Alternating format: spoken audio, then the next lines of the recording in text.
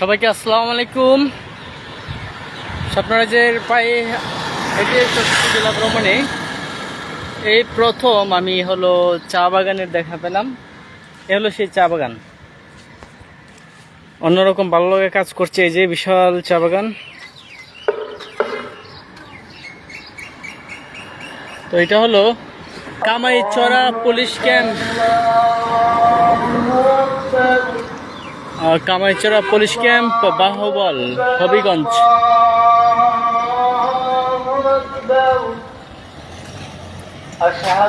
কামাইচরা বাজার।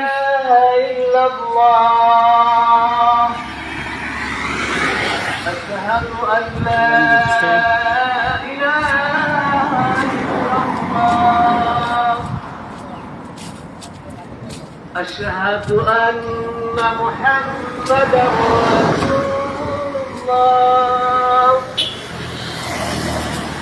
أشهد أن محمدا رسول الله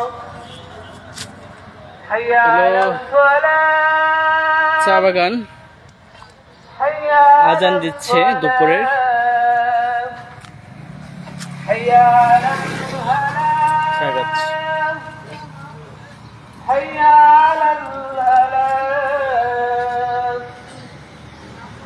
الله أكبر الله أكبر لا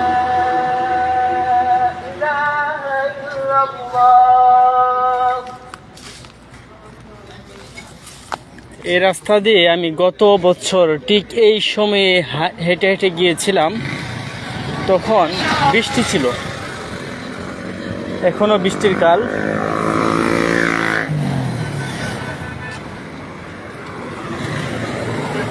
কামাইচরা বাজার গেটেই না বাজার সামনে?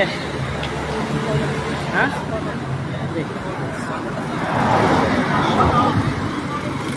কামাইচরা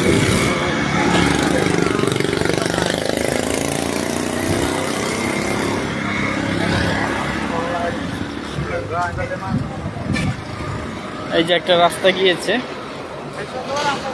পাহাড়ি রাস্তা।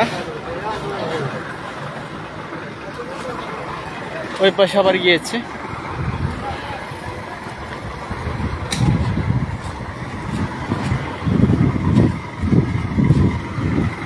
আমরা এখান থেকে খুব সুন্দর একটা ভিউ হচ্ছে, আমার যতটুকু মনে পড়ে। সামনে জায়গাটা একটু দেখবো।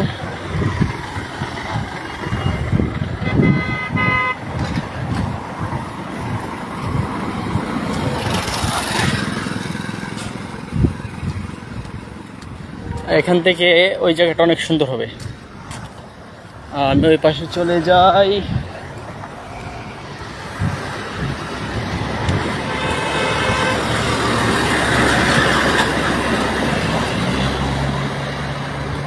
রাস্তায় ধীরে যাচ্ছি, এখানে পরিচিত দোকান। বসলাম কিছুক্ষণ, বসলে তো শরীর ক্লান্ত, বসে থাকতে ইচ্ছে করে। কিছুক্ষণ বসে পানি টানি খেয়ে আবার হাঁটতেছি। এই যে এই জায়গাটার কথা আমি বলতেছিলাম, আমার মনে আছে গত বছর। আমার ফোনের ক্যামেরা এতটা ক্লিয়ার দেখা যাবে না, যেহেতু এত দামি ফোন না। এই জায়গাটা সত্যি অনেক সুন্দর। চা বাগান, নিচে একটু গভীরতে গিয়েছে, আবার ডেওর মতন উপরে উঠেছে বিশাল এরিয়া জুড়ে, মানে গোল একটা দিঘির মতন।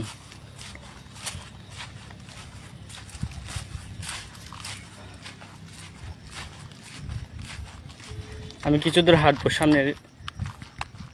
এখন ইন্টারেস্টিং জায়গায় চলে এসেছি, যে চা বাগান, যে সিলেটের যে চা বাগানের যে সৌন্দর্য আর কি, এবং উঁচা নিচা যে উঁচু নিচু টিলা, পাহাড়ি টিলার উপর দিয়ে আমি এখন যাব। এই যে সরু, এবং সামনে হয়তো ওই যে রাবার বাগান।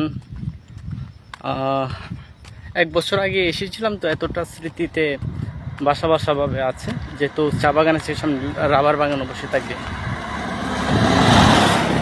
যাই হোক, আজকে আমি শ্রীমঙ্গল থাকছি, শ্রীমঙ্গল পৌঁছে যাবো। শ্রীমঙ্গল হয়তো রাতটা থাকবো আজকে, বা মৌলভীবাজার শহরে।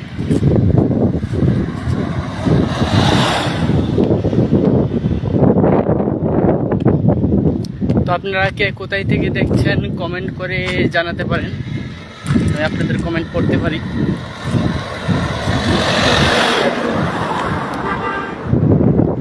গাড়ি আসছে, আঁকা বাঁকা রাস্তা, পাহাড়ি।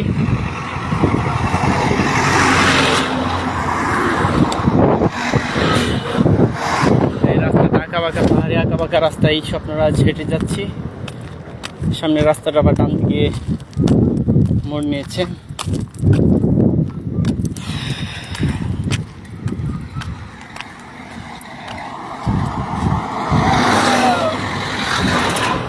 এই জায়গাটা আমরা একটু চা বাগানের ভিতর প্রবেশ করব। Dragon tree state, dragon tree স্টেটে একটু প্রবেশ করলাম।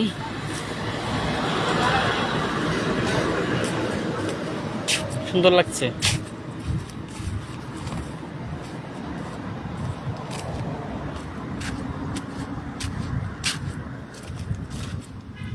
এখানে নতুন চা কচি পাতা বের হয়েছে দেখা যাচ্ছে, একদম সবুজ। এই রাস্তাটা আঁকা বাঁকা করে সামনে হয়তো নিচ দিকে চলে গিয়েছে। আচ্ছা, সামনে কিছুক্ষণ যাই।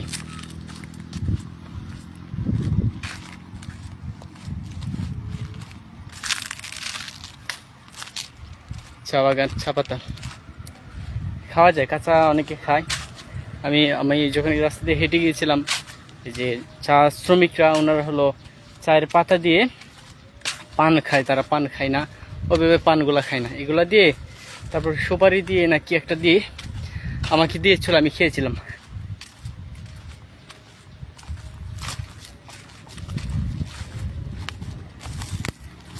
একটু উঁচা জায়গাটা আমার দেখবো, এখান থেকে লাইটটা বোধ শেষ করবো।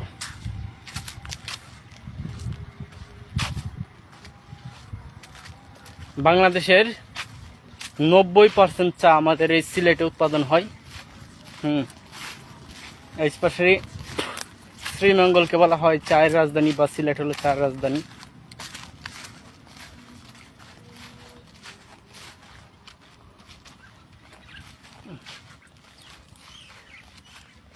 অনেকগুলো সারস পাখি আমাকে দেখে বুঝে গেল।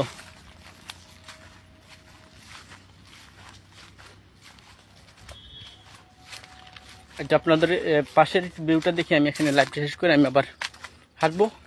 মানে এখন পাহাড়ি যে সৌন্দর্য, শুধু আমার চোখ দাঁড়িয়ে যাচ্ছে সৌন্দর্যে। এই যে আপনাদের দেখাই, সামনে দৌড়ে চলে গিয়েছে।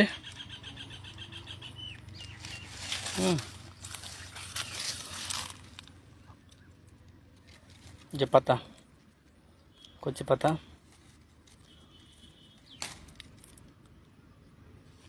দুটি পাতা একটি করি, চায়ের রাজধানী।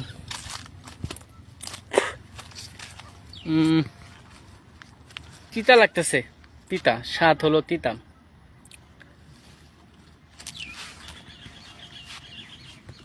রাস্তাটা দূরে চলে গিয়েছে, ওই পাশ দিয়ে অনেক বড় এরিয়া।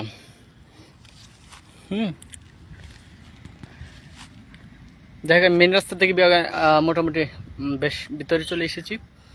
তো এখানকার স্থানীয়দের সাথে কথা বলে আমি জানতে পারবো যে এখানকার এরিয়াটা কত বড়, একটা বিস্তারিত। তিতা মানে বালি তিতা লাগতেছে আমার কাছে, অল্প একটু মানে মুখের জিভের মধ্যে স্বাদ তিতা লাগছে। যাই হোক বন্ধুরা, আমাদের চায়ের বাগানে এই প্রথম চলে আসলাম পায়ে হাঁটতে হাঁটতে। আপাতত আমি এখানে লাইভটা শেষ করব। এখন আমি পাহাড়ি সৌন্দর্য উপভোগ করতে করতে এগিয়ে যাব পাহাড়ি আঁকা বাঁকা রাস্তায়। শ্রীমঙ্গল থেকে মৌলভীবাজার জেলা শহর হয়ে সিলেট থেকে আমাদের সুনামগঞ্জ। ওকে, ধন্যবাদ চায়ের রাজধানী থেকে।